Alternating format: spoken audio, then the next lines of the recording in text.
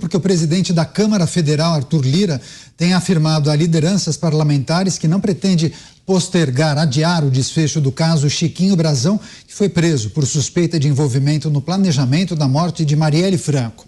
Apesar disso, há um movimento para que a decisão do Supremo Tribunal Federal seja ratificada no plenário da Casa apenas na segunda semana de abril. Na CCJ, que é a Comissão de Constituição e Justiça, o deputado Gilson Marques do Novo, ele pediu vista do parecer sobre a prisão do deputado Chiquinho. Essa sessão tem sido marcada por várias discussões entre os parlamentares. Agora, com esse pedido de vista, a expectativa é que o parecer que recomenda a manutenção da prisão do deputado federal seja apreciado pela CCJ apenas nesta quarta-feira à tarde. Você, Alan Gani, que já tratou desse tema, inclusive, há pouco, no 3 em 1, nós trouxemos parte dessa sessão ao vivo, muitas discussões, divergência entre os parlamentares. É preciso seguir o rito e o regimento da casa. Mas parece que, apesar de divergências pontuais, a casa vai manter a prisão e também, muito possivelmente, ali na frente, a cassação do parlamentar?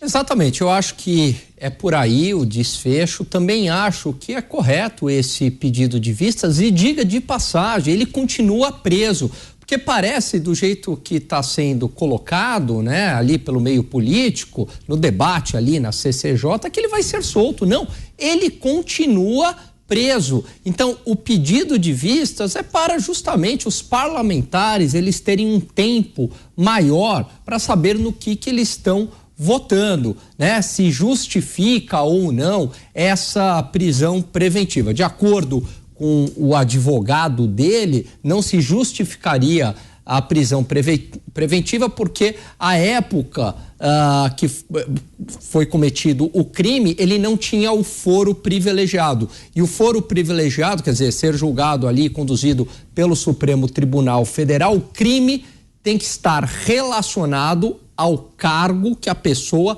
exerce, né? E também a pessoa ter o foro diz respeito ao cargo e também à função, né? O crime está relacionado. Tem que atender as duas coisas. E aí o advogado de defesa fala que na época isso não ocorria. Como ocorreu com o caso ali da Flor de Lins, né? Ela tinha o foro privilegiado, mas o crime cometido à época ela não tinha o foro privilegiado, então deveria ser conduzido pelo Supremo. Mas por outro lado, o Supremo tem um bom argumento de que enquanto deputado ele tentou obstruir a justiça, inviabilizar a justiça, e por isso que seria conduzido pelo Supremo Tribunal Federal. Então tudo isso tem que ser entendido com mais calma pelos parlamentares para prosseguir ou não com a prisão preventiva aí do deputado.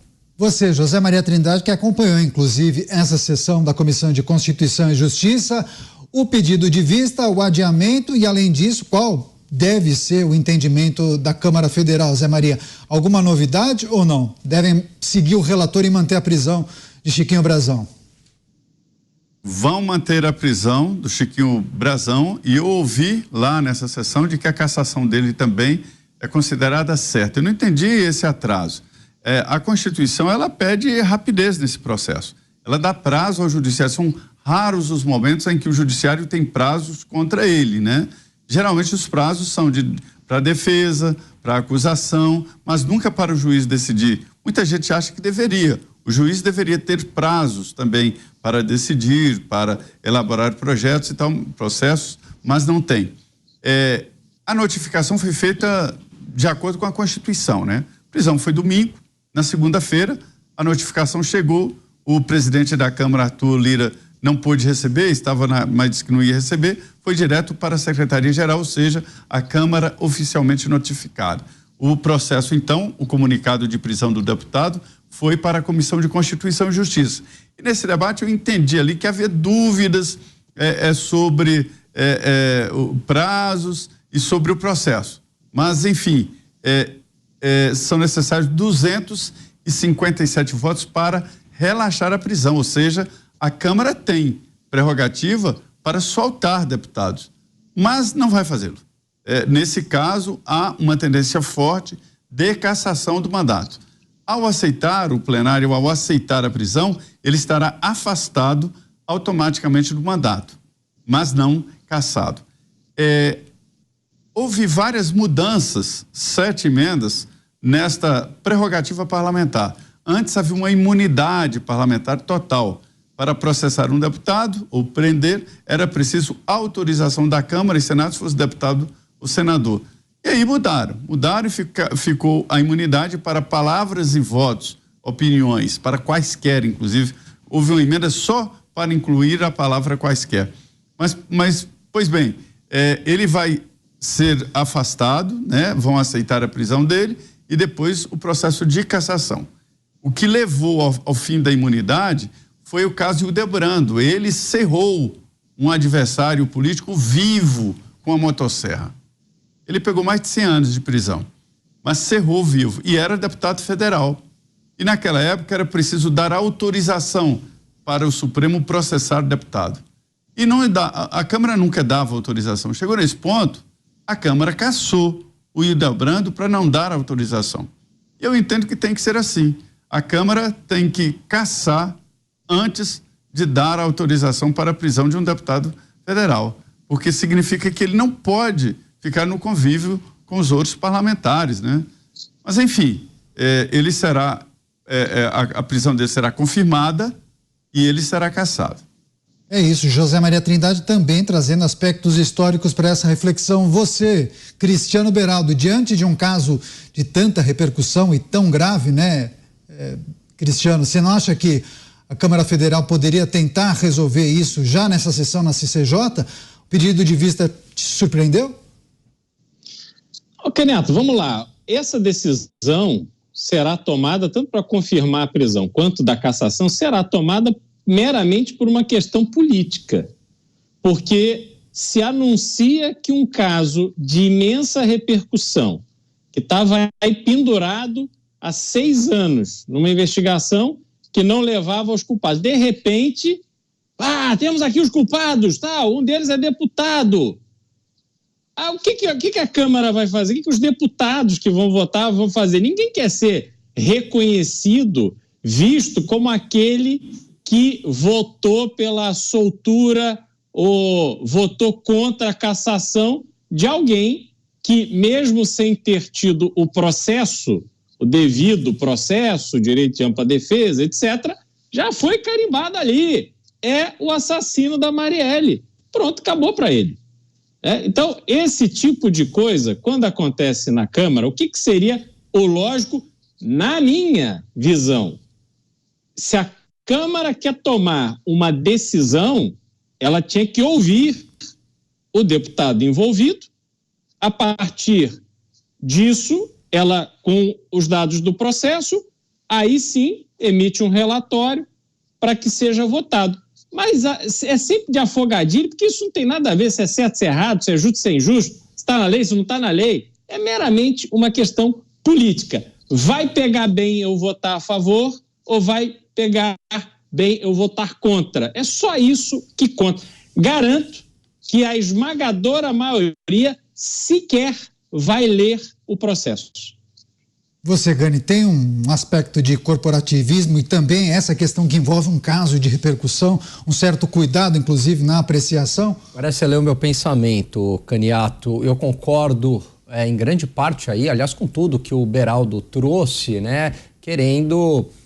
os parlamentares estão preocupados também com a sua reputação em relação a esse caso, né? Ninguém quer ali ser visto como alguém, né, que votou, no caso aí, pela impunidade depois de 6 anos num crime covarde que chocou o Brasil. Mas só um parênteses, mas se você olha nas redes sociais, querem colar a pecha a esses deputados que pediram vista, por exemplo, entendeu?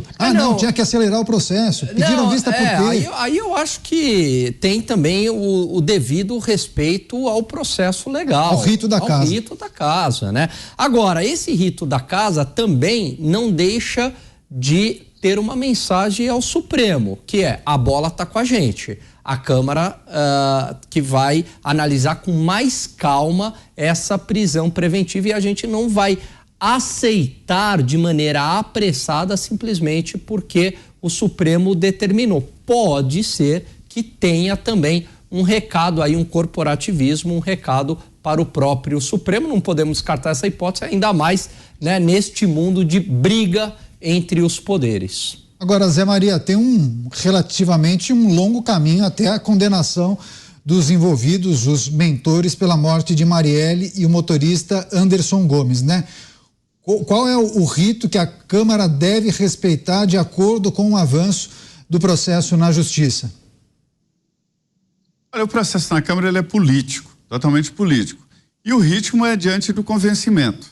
Já existe, eu senti lá, já existe um convencimento de que as indicações são muito claras, de que realmente ele, o deputado Chiquinho Brazão, é um dos mandantes do assassinato da Marielle. Isso ficou evidente. Ele é suspeito de ser mandante, né? Porque a denúncia não foi feita, né? Não se tornou réu ainda. Mas eu estou dizendo... Sim. A investigação foi concluída pela Polícia Federal. Essa etapa foi concluída. Exatamente. Mas é porque, na verdade, Daniel, existe o rito formal, penal, que é totalmente diferente de cassação e de decisões da Câmara dos Deputados. Na Câmara é um processo político, de convencimento, né? Só convencimento. Já na Justiça, não. É preciso seguir os ritos. Ele não é nem réu ainda, né? O deputado não é nem réu. Ele pegou uma preventiva, né? Não há uma denúncia, e ele não é nem denunciado, ou seja, ele não é nem acusado. Zé, ele é apenas suspeito. Sim. Então não tem nenhuma condicionante, né?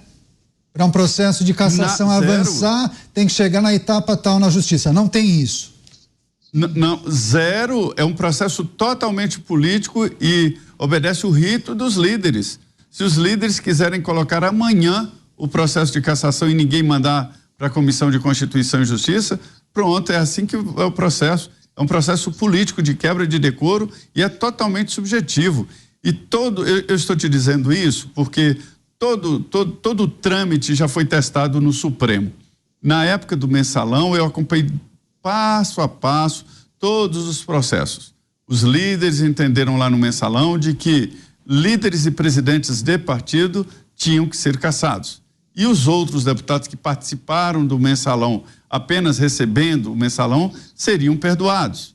E assim foi feito. O acordo, é evidente que foi um acordo bem de bastidores, mas foi seguido. Os presidentes dos partidos, Roberto Jefferson, esqueci o nome do PP, do presidente do PP, o Valdemar Costa Neto, que era presidente do PL, já tinha esse nome, e José Disseu. Então eles definiram.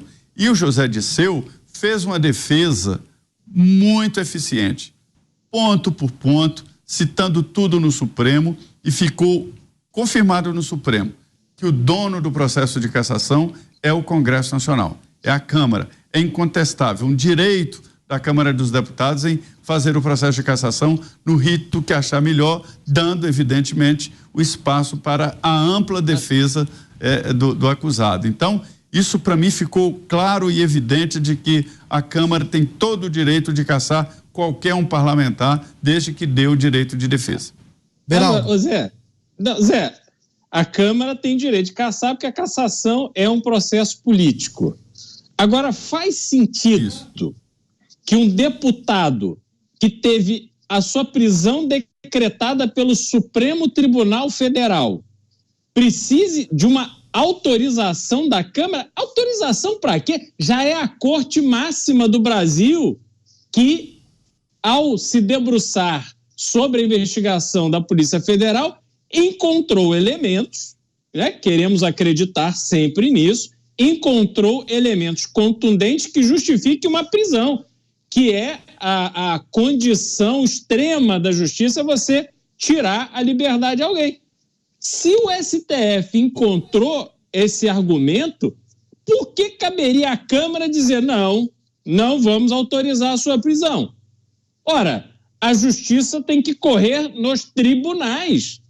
E se há algum problema com a lei, então que a Câmara se debruce a melhorar a legislação, porque este crime, Zé, é um crime de assassinato, não tem absolutamente nada a ver com o exercício do mandato de deputado. Se fosse crime de opinião, se fosse uma questão eleitoral, tudo, mas está falando de assassinato.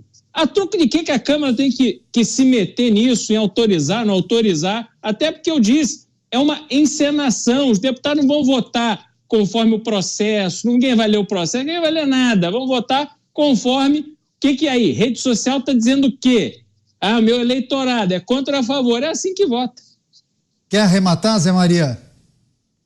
Sim, olha, Beraldo, eu sei que você fica indignado com isso aí e é compreensível, mas é a Constituição que manda, que determina que em 24 horas a Câmara seja notificada sobre a prisão de um deputado. E a Câmara, então, analisa e decide no plenário se revoga ou não a prisão.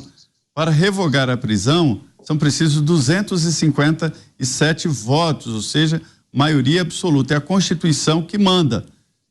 O deputado é um indivíduo especial, porque ele é detentor de um mandato, ou seja, de votos dos eleitores. Eu entendo até que as prerrogativas deveriam ser maiores, mas é que alguns deputados usam essas prerrogativas para benefício próprio, para encobrir falcatruas próprias e não para proteger a sociedade. Eu entendo essa indignação, mas é a toda poderosa Constituição que determina assim.